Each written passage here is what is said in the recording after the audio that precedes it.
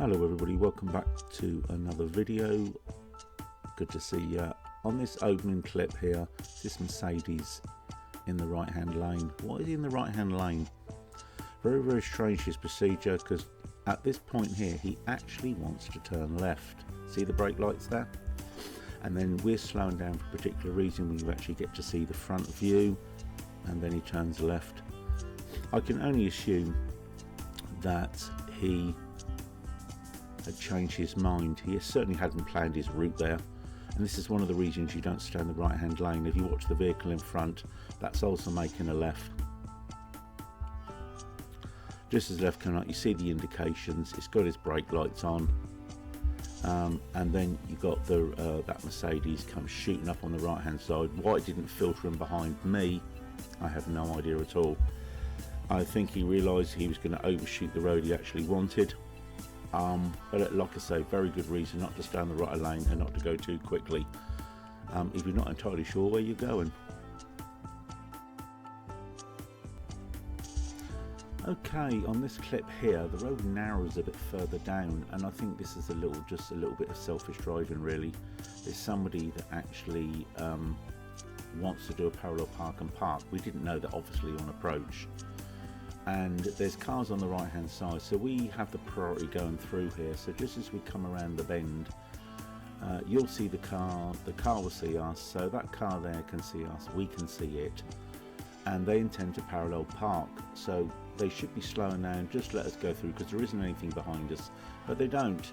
They go exactly where they want to. They stop us in the highway, and then go about the business of doing a parallel park, instead of actually just letting us filter through first.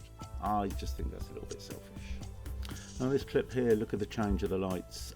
He definitely ran a red light, and as far as that one there, that goes without saying, since ours is already green. So when they actually come through, as my pupil makes progress, you'll actually see that my pupil doesn't go through with the speed of light. They're quite tentative going through here, because it does get a little bit tight once we get around this bend, and it's all about spatial awareness, and this is something that they're never too happy about when it gets really tight like this. So they go quite slow, and you can actually see the other light just on the right hand side, just coming up now as it's going through. So it's actually quite a bit of distance between the two lights, so the time delay would need to be quite long in this respect. So if you have a look at the rear view camera, just as those two cars go through and then we make progress on our green, as I said, you see my pupil going through quite slow. This actually really proves the point even a little bit more, to be fair, because they go through really slow, and you're going to see the traffic light on the left as we creep through.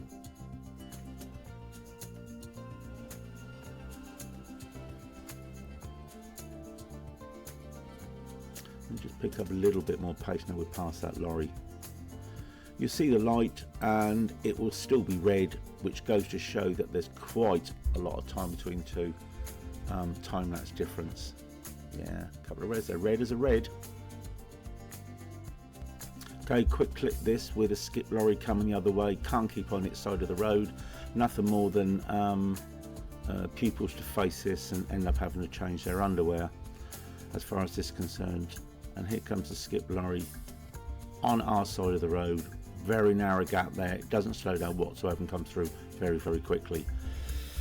Scary moments when that happens, certainly for the learner, and certainly for me as well, because if they panic, of course, not good. Okay, motorbike coming up the other way, not the cyclist there, the motorbike coming up. We want to turn right here, and as we get a little bit closer, we see the motorbike indicating left, and we could be filtering into that position right here on the right hand side, creeping forward to follow the bike into this left hand turn. As you can see, they're indicating. Always best to hold back, because he wasn't turning left, and as you well know with motorbikes, they apply their indicator but they don't go off automatically, so he's just obviously forgot to turn his indicator off. That can be quite detrimental depending who is driving near him. Okay, on this clip here, on the dual carriageway, now we're sticking in the right hand lane because we have a bus on the left, and it does stop periodically down this road. You never know. There's also a bus lane further down, and you've got signs on the left to tell you that, so it's always a good idea if you do have a bus in the left lane like this, try and plan ahead. But what are these two vehicles doing here on the left? Obviously this car, as far as they're concerned, is going a bit too slow for them, so they decide to undertake it. The second car has a change of heart, realising the bus lane is approaching quite quickly, and moves back over again. So very unnecessary maneuver there, and quite poor by the van itself. And there is the bus lane, which is to keep vacant at all times, not allowed in it whatsoever. Plan ahead, keep it steady.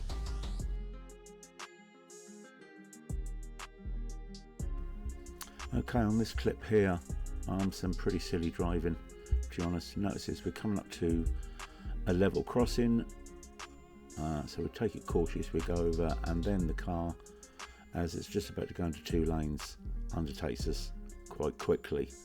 You see a front view of this, and you'll see that the road itself is a 20.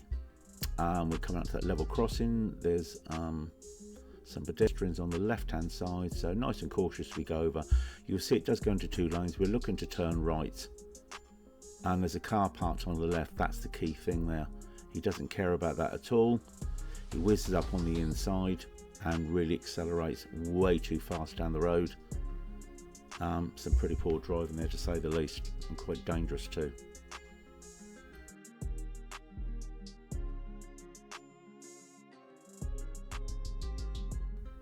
Okay, not very good conditions here, quite busy as well, and this is where people get a little bit impatient. You've got cars coming the other way, the car's indicating there to turn right, look, and it was all too much for him. No, can't wait there at all. He's going to have to squeeze through in a lane that doesn't exist, of course, between both sets of cars. And then you've got this guy up here, probably saw that and thought, I probably could do the same.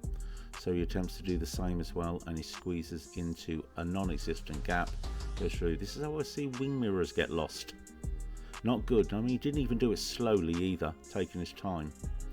If you look from behind, as you can see, there's a lorry there taking up two lanes quite naturally. It has to, depending where it's looking to go, it will turn. It will take up a lot more room. That van, on the other hand, that's behind us, he pinches over actually. He almost shuts that gap down. I was just wondering whether you see those cars coming thinking, no, he's going to make life difficult for them. Not a good idea, of course, because they're trying to pinch through. Two wrongs don't make a right. And then you'll see the big pickup come flying through. I'd say that's a little bit too quick, but he was turning right as well. Impatience. Now, there's quite a lot going on this junction here. That car, I believe, should be there really, as he can't go anywhere, he can't move forward. I think he's sort of in the wrong place. That van tries to push out, doesn't have the room to do so. I do believe he should have stayed where he was. He's made it worse by them pinching out. The car now has to try and maneuver around that van. The van is then reversing while the car's trying to pass him. It's all a bit of a mess here. The van eventually gets away, and then we've got someone that's having to do a parallel park just to add to the fuss. And then as that car parallel parks, the car then looks to reverse out. My pupil just sees that and then stamps on the brakes again, because we were going to get into that spot that I was just mentioning. But that car now is over the left. If it would have been there in the first place, then as you can see, everything is moving smoothly. So if he just would have placed himself there when he first got to this point, because he can't make any progress, it probably wouldn't have been an issue at all here whatsoever.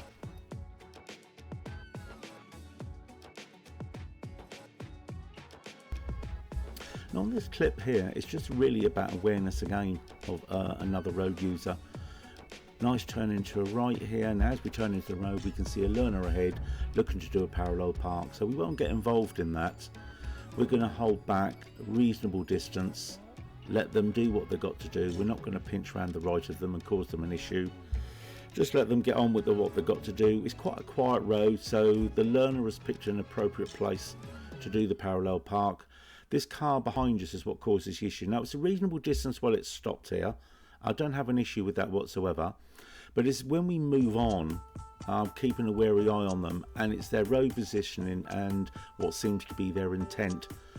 And when you think somebody's going to do something or try and pass you, possibly at an inappropriate time, you've then got to be ready for it, and you've got to prepare for it. Now that learner is done and we move off again, we then pick up, make progress. The road bends to the left, it is wet, it is damp, not brilliant conditions. And as you can see, the car then pulls away, still keeping reasonable distance. And it's only as we coming up around this bend, I'm watching the position of the car, and it seems to be more over to the right, and that's always an alarm bell for me that they intend to try and pass us at some point or another. Now the car is getting a little bit too close, so the pupil is wary of this. They're moving over to the right again, so you know it's going to happen, you're just not quite sure when it's going to happen, and you've got to make sure it doesn't involve other cars or other people when it does actually happen. And there comes the pass. Now when you look to the front, there is a junction there on the right, and if someone were to suddenly pull out of there quite quickly, they would avoid them, and we would have to possibly brake quite hard there so they could actually get back into the left again. So we're having to prepare for that. And then the funny thing is, they're turning right up here anyway, and we were going straight on, so passing us was not necessary. This one here is about the black car ahead on a roundabout, and it's about lack of indication or inappropriate indication. As we're getting closer, the car is going in the same direction as us to the right. As you can see, there's no indication applied. Now as we head into the roundabout, they do indicate, but they just indicate late, which makes it pretty pointless. There's the right indication to start with, and as they go around, at this point here is when they should be putting the left indicator on, because they've passed that turning. They keep the right indicator on, and as they go around, they've still got it on. That bus may think they're going right around the roundabout. Should have had the left on at this point, so the bus knows and doesn't have to worry about them. Again, just a quick one on indication there. Okay, thanks for watching the video. Catch you on the next one, and look after those learners on the road. Ta-ta for now, and bye.